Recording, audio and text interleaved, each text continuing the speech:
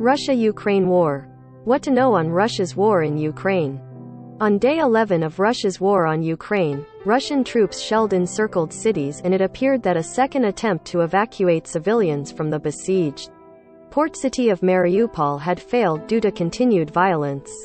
On day 11 of Russia's war on Ukraine, Russian troops shelled encircled cities, and it appeared that a second attempt to evacuate civilians from the besieged port city of Mariupol had failed due to continued violence.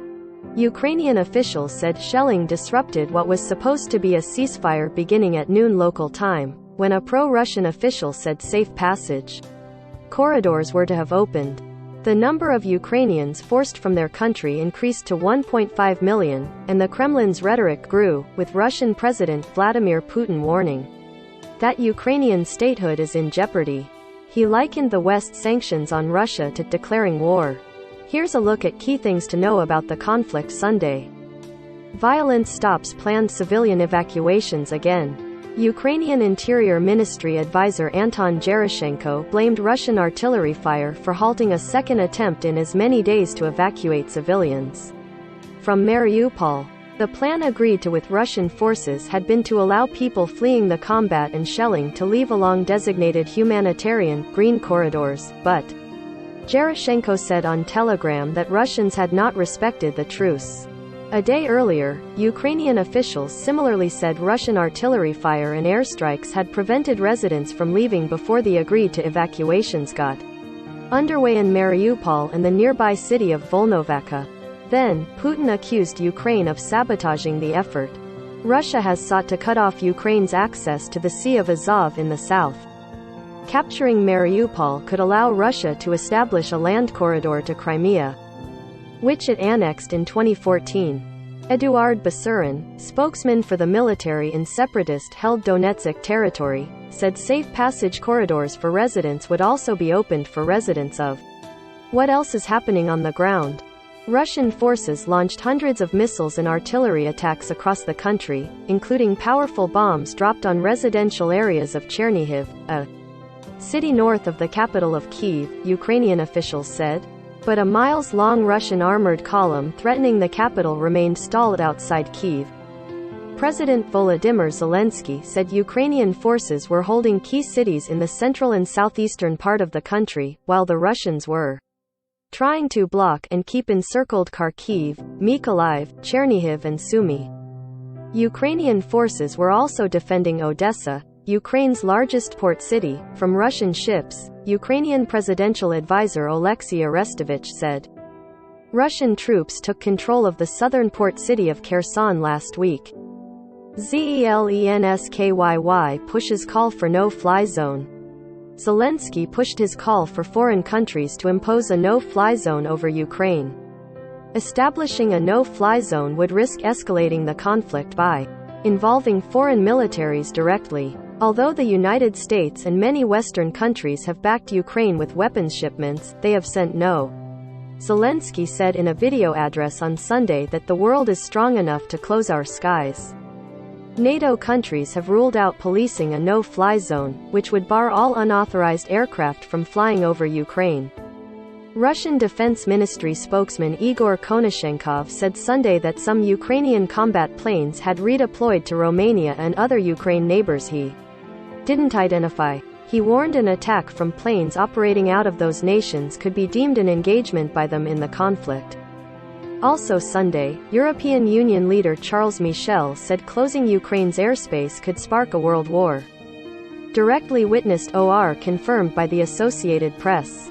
Onlookers in Chernihiv cheered as they watched a Russian military plane fall from the sky and crash, according to video released by the Ukrainian government. In Kherson, hundreds of protesters waved blue and yellow Ukrainian flags and shouted, "Go home."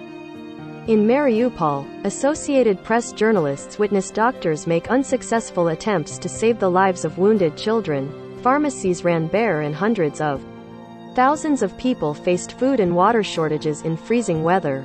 In Irpin, near Kyiv, a sea of people on foot and even in wheelbarrows trudged over the remains of a destroyed bridge to cross a river and leave the city. Assisted by Ukrainian soldiers, they lugged pets, infants, purses and flimsy bags stuffed with minimal possessions. Some of the weak and elderly were carried along the path in blankets and carts. Kiev's central train station remained crowded with people desperate to leave, and frequent shelling could be heard from the center of the capital city. Diplomatic efforts. U.S. Secretary of State Antony Blinken was in Moldova pledging America's support to the small Western-leaning former Soviet republic. The country is coping with an influx of refugees from Ukraine and keeping an eye on Russia's intensifying war with its neighbor. Blinken says the United States and its allies are having a very active discussion about banning the import of Russian oil and natural gas in an escalation of. In a call with Putin that lasted nearly 2 hours on Sunday, French President Emmanuel Macron repeated calls for Russia to halt military operations, protect civilians and allow humanitarian aid. A French official who spoke anonymously, in line with the French presidency's practices, said Macron told Putin that nuclear facilities must not be targeted and that Putin said he does not intend to attack nuclear plants and agreed on the principle of dialogue. A third round of talks between Russia and Ukraine will take place Monday, according to David Arahamia, a member of the Ukrainian delegation. He gave no additional details. Previous meetings held in Belarus led to the failed ceasefire agreement to create humanitarian corridors to evacuate civilians from besieged cities. Putin continued to blame the war on the Ukrainian leadership and slammed their resistance to the invasion. He said if they continue to resist, they are calling into question the future of Ukrainian statehood. His comments came as Zelensky made a desperate plea on Saturday to the U.S. Congress for more. Planas's Russian forces continued to batter strategic locations. In a call with Turkish President Recep Tayyip Erdogan on Sunday, Putin said the invasion could be halted only if Kyiv ceases hostilities, according to a Kremlin statement on the phone call. He said Ukraine had to fulfill the well-known demands of Russia, which include what he calls the demilitarization and denazification of Ukraine. Meanwhile, Israel's prime minister returned Sunday from a trip to Russia. Naftali Bennett flew to Moscow on Saturday and met with Putin for 3 hours. Discussing the war, Bennett spoke to Zelensky afterward. Bennett's trip was the latest attempt at diplomacy in the Russia-Ukraine crisis. Israel is one of the few countries that has good working relations with both Russia and Ukraine. Also Sunday, Pope Francis said he had dispatched 2 cardinals to Ukraine, a highly unusual move, saying, "The Holy See is willing to do everything to put itself in service for peace." The papal almsgiver, Cardinal Konrad Krajewski, was dispatched with aid, along with Cardinal Michael Czerny, who is head of the papal office that deals with migration, charity, justice and peace. Francis did not say where exactly the cardinals had gone, but said they represented him and all Christian people with the message that war is madness. The humanitarian situation. The death toll of the conflict has been difficult to measure. The UN Human Rights Office said at least 364 civilians have been confirmed killed since the Feb 24 invasion, but the true number is probably much higher. The World Health Organization said it verified at least 6 attacks that have killed 6 healthcare workers and injured 11 others. Attacks on healthcare workers are a violation of international humanitarian law, WHO Director General Tedros Adhanom Ghebreyesus said on Twitter.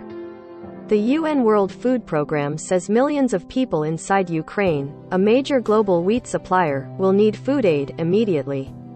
Ukrainian refugees continued to pour into neighboring countries, including Poland, Romania and Moldova. The number of people who have left since fighting began has now reached 1.5 million, according to UN Refugee Agency. Follow the app's coverage of the war between Russia and Ukraine. https://apnews.com/hub/Russia-Ukraine